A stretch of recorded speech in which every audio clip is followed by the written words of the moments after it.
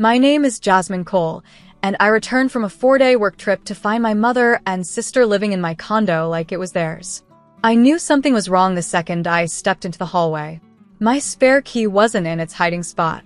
Inside, shoes I didn't recognize littered the entryway. A designer purse I didn't own sat on my kitchen island. And my favorite silk robe, the one I'd folded and stored in my top drawer, was now hanging from the back of a chair with lipstick on the collar. My sister, Amber, breezed out of my bedroom like she was on vacation. My mother followed with a wine glass in hand. "She needs space," Mom said casually. "You know, to get over the divorce. It's been hard for her." Amber didn't even look up. She took another sip and said, "Your bed's amazing, by the way." I didn't yell. I didn't cry. I wheeled my suitcase to the guest room, the only one left untouched, and said, "Of course.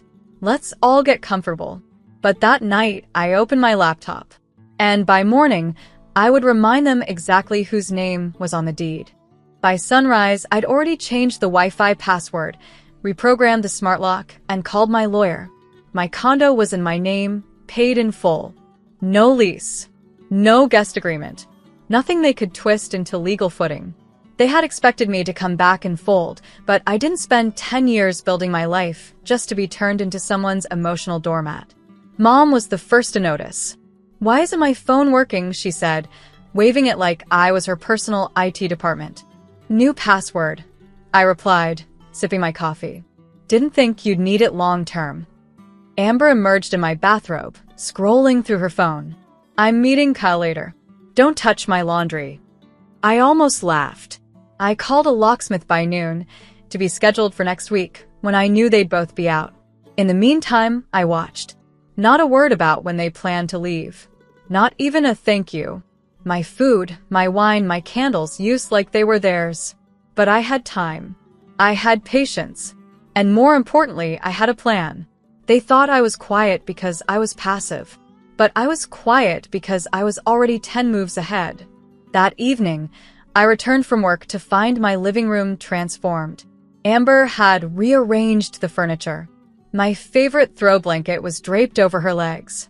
My scented candles, the expensive ones I rationed carefully, were lit and half-burned. Mom was on the phone in the kitchen, loudly explaining how she and Amber were staying at Jasmine's place for a bit. Like I was a footnote in my own home. I didn't speak. I just took photos, time-stamped. Evidence. Of my things being used without consent. Of their occupation without rental agreement. Then I checked the bank alerts I'd set up. Amber had ordered takeout on my linked grocery account. Perfect. I logged into my HOA portal and filed a quiet report. Unauthorized occupants, disruptive use of amenities, misuse of utilities. It wouldn't get them out immediately, but it would begin the clock. That night, Amber had friends over. Laughter, music, wine spilling onto the hardwood floors I had paid to refinish. She didn't know I'd installed a motion camera by the door the week before. At 1:23 a.m., I backed up all the footage. This wasn't pettiness. This was proof. Because soon, it would be more than personal. It would be legal. By the end of the week, the building manager called. "Hey, Jasmine, got a noise complaint. Said your unit had a party on Tuesday? That allowed." I closed my eyes. That was the night Amber brought 4 friends over and turned my living room into a karaoke bar, while I sat quietly in the guest room, headphones on, pretending it wasn't happening. I said calmly, "No, that wasn't allowed. I'll handle it." That afternoon, I printed the HOA guidelines, highlighted every clause they'd violated, and left it on the kitchen counter. Amber tossed it in the trash. Mom didn't even blink. They thought I was bluffing. Until I filed a 30-day notice to vacate, not with them, but with the HOA. Legally, it would set the process in motion. I had proof they were unauthorized. I had video. I had neighbors willing to write statements. Then I did something else. I called a stager. If they were going to live in my condo, like it was theirs, fine. I was going to sell it from under their feet. Amber laughed when she overheard the call. But Mom's face had shifted. Just for a second. She remembered whose name was on every paper. And for the first time, she looked nervous. By the time the stager arrived, I had cleared every drawer they hadn't touched. Amber was still in bed when I brought the first stranger through the unit. Mom looked confused. "Who are these people?" I smiled. "Just a few buyers." Amber burst out laughing from the hallway. "You're not selling. Be serious." But I was. That week, I pulled comps from similar units in the building, met with a realtor, and booked professional photos. Amber and Mom started getting tense. The longer they stayed, the more my boundaries narrowed.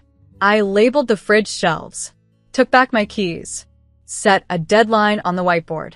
Move-out date, March 1st. No discussion. At first, they ignored it. Then they started asking questions. "Where are we supposed to go?" Mom whispered one night while I was folding laundry. I didn't look up. "That's not my problem."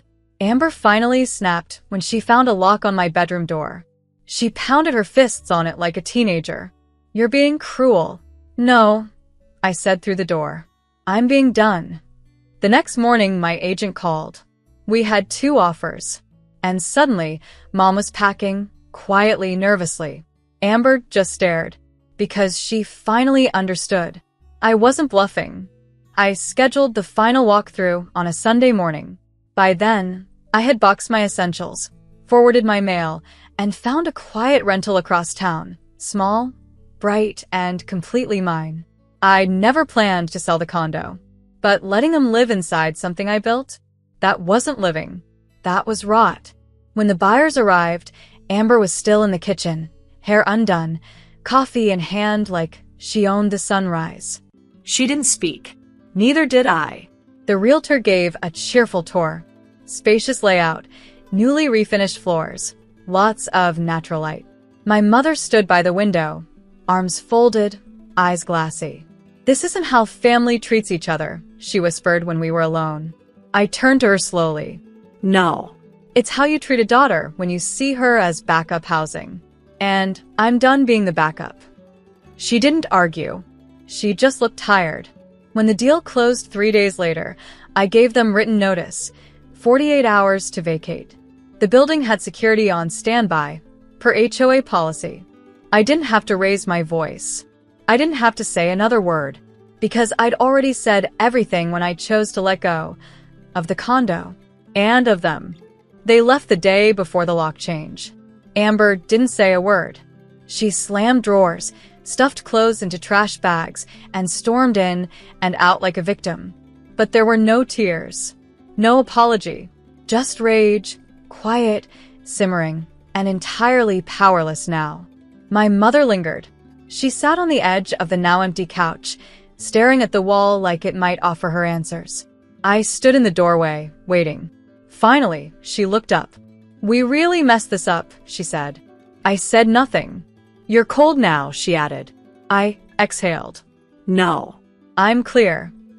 She flinched like I'd struck her, but I didn't care anymore. That clarity cost me peace, space, money, time, but it bought me something better: freedom. When they were gone, I walked through the condo one last time. Empty walls. Echoes. My space again, if only for a few hours more. I left a note on the kitchen island for the new owners. May this home never be filled with entitlement, only gratitude. Then I locked the door behind me. No backward glance. No last sentiment. Just forward steps. Some people don't leave until you remove the floor beneath them. And I'd learned how to do it gracefully. It's been 4 weeks since I handed over the keys. The condo is gone. The chapter is closed. But what stayed is the silence, a different kind. Not the suffocating hush of walking on eggshells, but the peaceful quiet of living without intruders in your space, your thoughts, your boundaries. Amber posted something cryptic online last week. A photo of an empty wine glass and the caption, "Some people forget where they come from." I didn't respond. Let her rewrite the story however she needs to cope. That's not my job anymore. My mother texted once. "Hope you're well." That was it. I didn't write back. I've learned that distance isn't just physical, it's emotional, it's spiritual, it's survival. I don't miss the drama, the manipulation, or the guilt masquerading as concern. I miss the idea of family. But the real thing? I never had it. Now, in a new apartment that smells like fresh paint and lavender, I light my own candles, wear my own robe, and sleep through the night. They tried to live in my home like they owned it. Now I live in peace like I earned it. No screams. No scenes. Just silence and freedom.